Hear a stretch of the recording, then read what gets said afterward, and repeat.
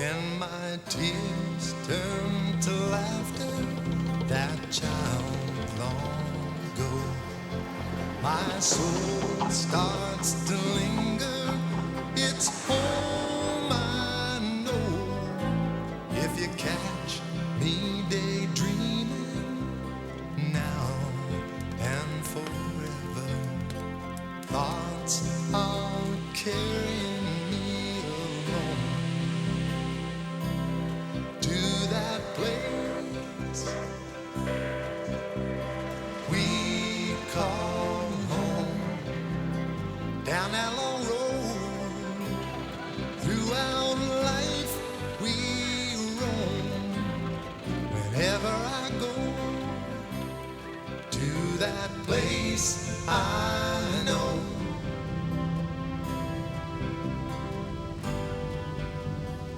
Along about the middle of the last century, the shores of Lake Huron and the Bruce Peninsula saw a rush of new settlers come to take up the land. At the mouth of the Penetangor River, a settlement began, and it has been influenced through the years by its location along the edge of the lake. This is a place where tradition is kept alive, especially every Saturday night. Come along with us. We'll meet some interesting folks who are proud of their hometown of Kincardine, Ontario.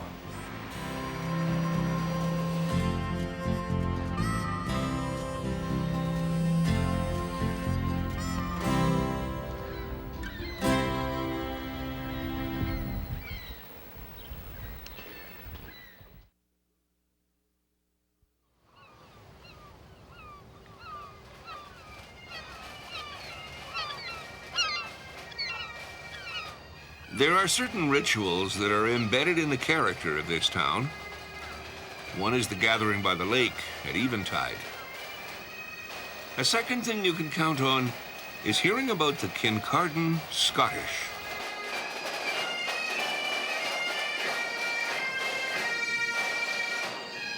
They're never far away from the daily experience. Daryl Burley.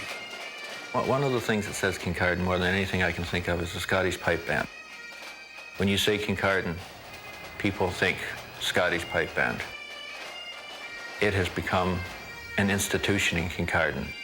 We promote the Scottish pipe band, or in most cases, the Scottish pipe band promotes Kincardine.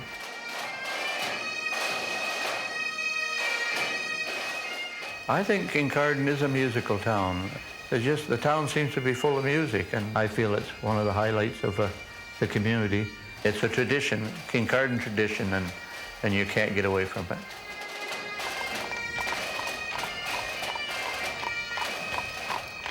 The area known as the Queen's Bush was targeted for settlement in the middle 1800s, and it was there that the Camerons, McCaskells, and the Monroes landed. It's Bruce County today, and the town of 6,500, as one in the prolific family of Great Lakes communities, maintains its allegiance to the water. June Daniel has always called the place home. It was a great town to grow up in. Everybody went to the lake after school to swim, and everybody went to the arena to skate. Most of the boys played hockey, and we always went to cheer them on. It was a different sort of life. I liked it very much.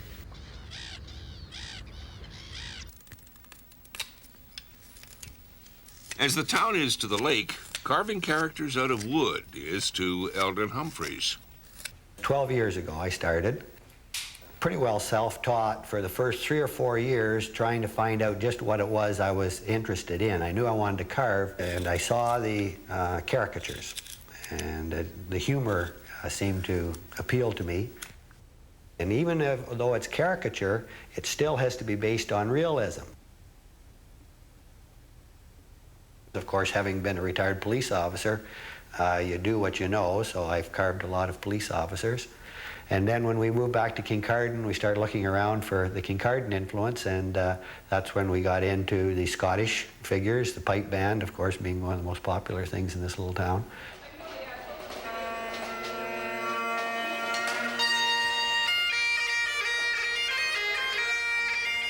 Since its first rehearsal in a barber shop in 1909, This has been more than a pipe band to the community and to Norman Dunsmore. Oh, there's all kinds of band members that used to follow the band when they were 3 or 4 years old. That's it.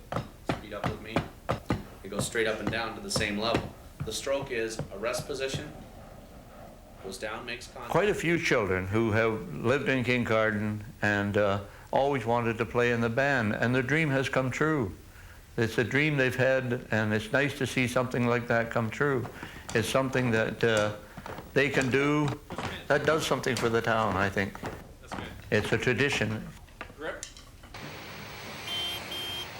And the lake is a tradition. From the present-day nearby Bruce Hydro Generation Plant to early fishing fleets, most everything here owes its being to geography. The romance of the age of sail is something that fires a passion for Alison Hooper. I would have loved to take part on some of the schooners. I'd just give my right leg to go sail on a schooner. What these people used to put up with going out and fishing and putting out 40 miles of nets. And the hardships that they used to go through. They just have a small cabin and they spend most of the time on decks out in the cold. They'd be out there in October, November, in storms, trying to reef sails up, trying to bring the fish in. And I mean, 40 miles of fish or fishing net is a fair load to bring in. And I think the schooners are what really attract my attention. Whether exploring wrecks on the lake bottom as a diver or taking in the lore of the inland seas, the pull of a hard breeze in the jib is a thread to the past. The first style of boats that you'd be seeing would be initially the schooners in the early 1850s coming up in this area, and fishing eventually came into paddle wheelers, steamers, and eventually into the early 1900s up to the 1950s we had some of the big freighters coming here, the 250-foot freighters.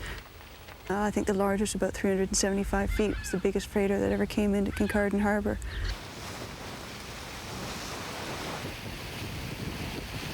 Originally, the lake was the most important facet of this community.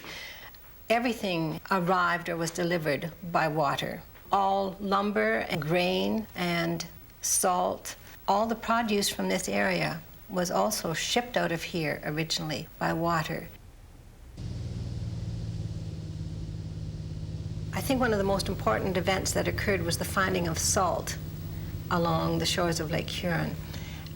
This, of course, started a whole new industrial revolution in the town because they had to have barrels to ship it in. They had to have ships that came in and carried the salt across the lake to Chicago, actually. And it was just like finding gold. Everybody in town benefited from this because it brought in so much industry.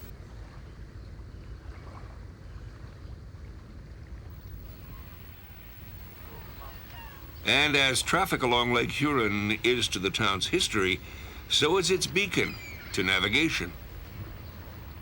To distinguish where you are on the lake, each lighthouse has a signature. The timing between the white and red flashes would tell you where you are. The angle between the lighthouse itself and the range light would guide you into the channel. In Kincardine, we have a red flash and in 9 seconds a white flash. From the charts, any boater can tell where he is at night by the timing of the flashes.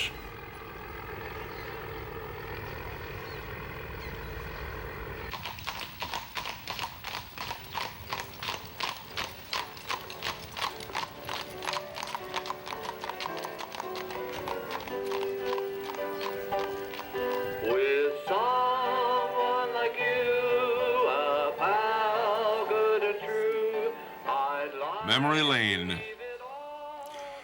It is paved with images of an industrial town, a lakeside retreat, a destination, and a refuge for the tall ships, steamers, and fishing tugs. The place grew as markets developed, and finally, when the Wellington, Grey, and Bruce Railway laid the steel in 1873, Lake Huron's rule over winter isolation came to an end.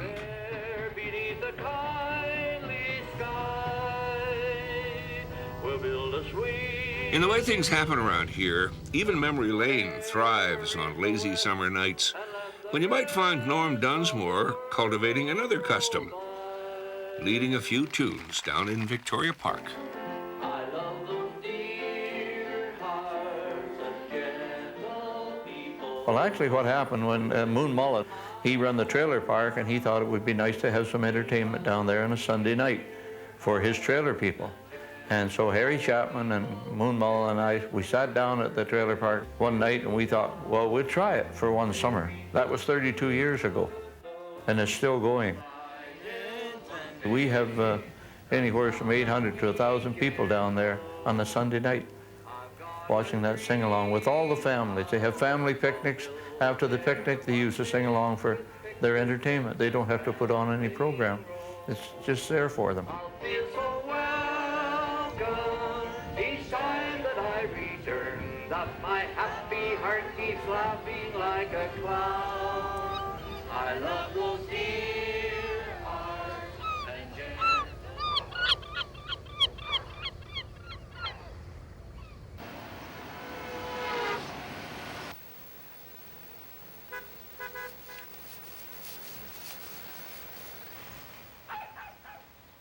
This was a furniture town, really, because they had Coombs and Malcolm's Furniture, and everybody had someone working in the factories.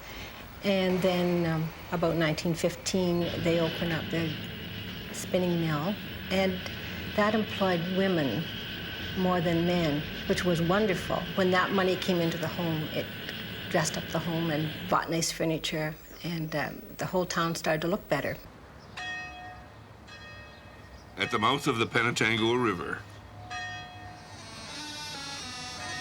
They're never far away.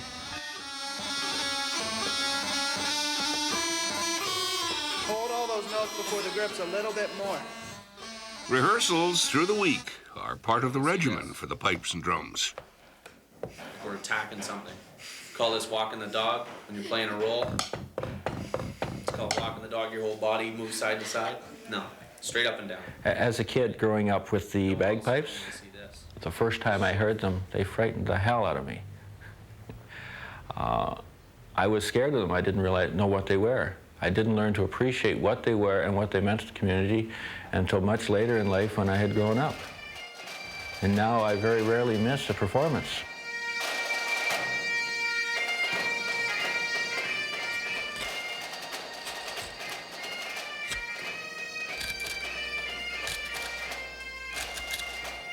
And oh yes, about that list of rituals I mentioned. Be on Main Street at week's end to believe that the town and its band can be one.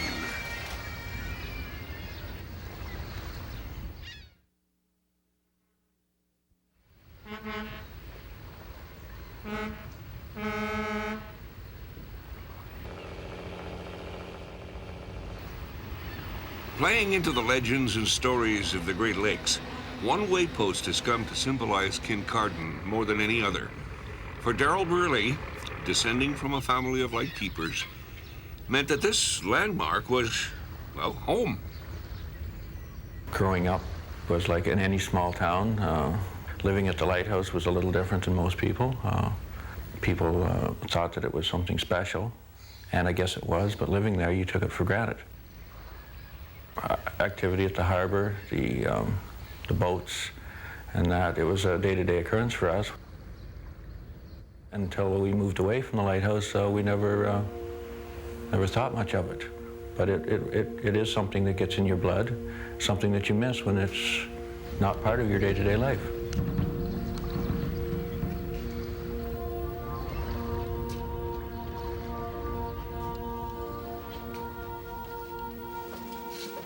The attraction of a lighthouse, the way it's been romanticized in novels, movies, the picture of a lonely lighthouse keeper whose job it is to actually protect shipping and save lives and that, I think it intrigues people.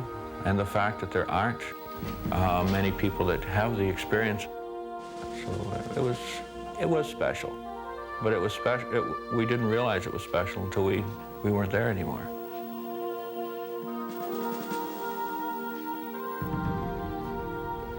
Being a large old building, it had all the quirks and idiosyncrasies of any older building.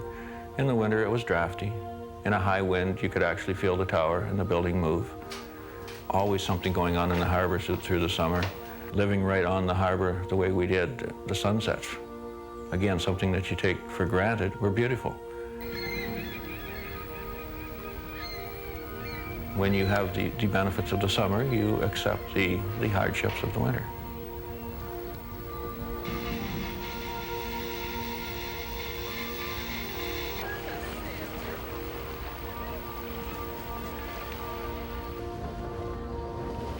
This whole shoreline's very exposed, and as a result, a lot of vessels, when they're running in a storm trying to make the harbor, quite often don't make it. An example of that would be the Anne Maria, which is a schooner wrecked here in 1902. And she'd had some problems previous in her voyage and was running in a storm, running for the Kincardine harbor, and just didn't quite make it and ran up just south of the piers here, ran aground. Now the townspeople could hear the bell ringing and people crying for help, so they came down and sent a lifeboat out to help them. And unfortunately, they lost 5 lives. The lifeboat got out to the boat, to the Anne Maria. They loaded some people on, and as they were leaving, a wave capsized them. Later on, they got another boat, went out there, and they managed to pull everybody off that.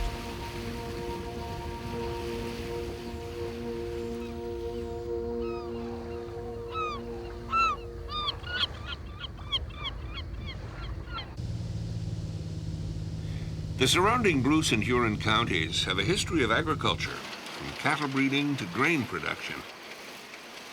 Today, the modern processing of alfalfa for animal feed is one operation that capitalizes on surplus energy from the Ontario hydro facility.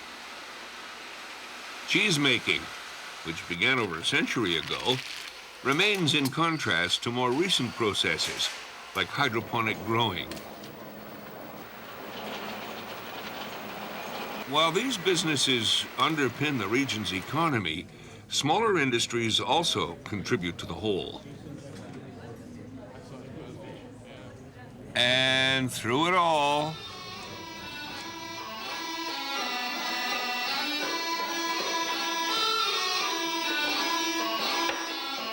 70 years ago, when the pipe band started on the main street in Kincardine, there's been a lot of people come and go. I can remember one thing that happened when we got a new police chief in town. He was going to stop that parade on a Saturday night because it was 21 highway at that time, and we had a member of parliament here that said, no way, the pipe band goes regardless of highway or no highway, and it's never been stopped. Okay, let's try a second part just once more. Twice through. It was rather magical to see the men in their kilts parading down the street, but it was wonderful in the park on a Saturday night. As a child, it was wonderful to go up and watch them play. You could run all over and climb on the bandstand and see your friends and just have a good time.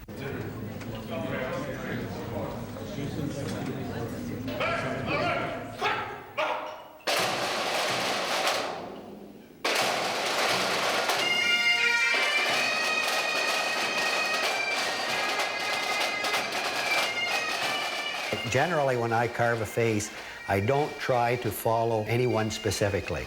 However, people always see a face in there that they recognize, and they'll say, oh, look, that just looks like whoever it happens to be. Others see my face in it. They say, obviously, you look in a mirror when you carve. I don't, but I guess I'm familiar with my face, and I end up carving some of them that do look a little bit like me. People will come to me and say, if I give you a picture of my husband, will you carve him? Well, I'll put a mustache on or give him a beard or some feature that he may have, but I don't try to caricaturize his particular face. When I got interested in doing the pipers, I thought I knew what a piper looked like, but Saturday nights for me are research now, as opposed to going uptown just to chat and meet other people. and the most sacred of all town events, the gathering of the Kincardine clan on that evening of evenings.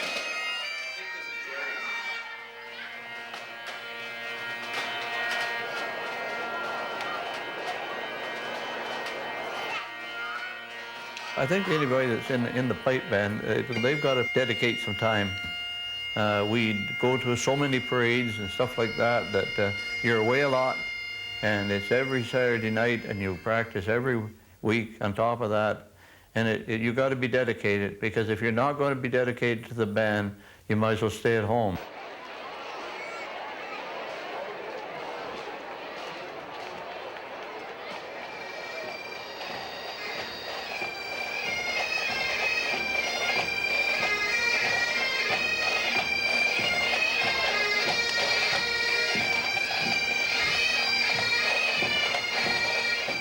Last Old Boys reunion, it was raining so hard that the drum heads were full of water, and yet we still marched up the main street with thousands of people behind us.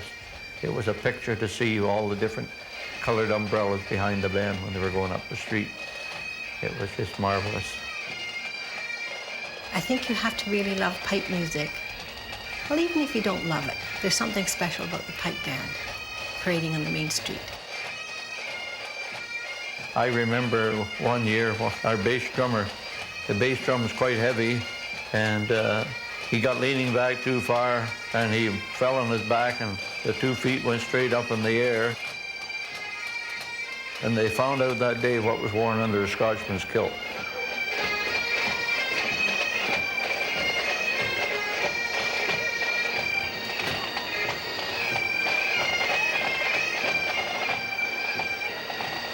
I very rarely miss a performance on Saturday night. The crowds, the people, it's a community get-together as much as anything. It brings people together to enjoy the music and to just communicate with one another. Another quality about the town is its people.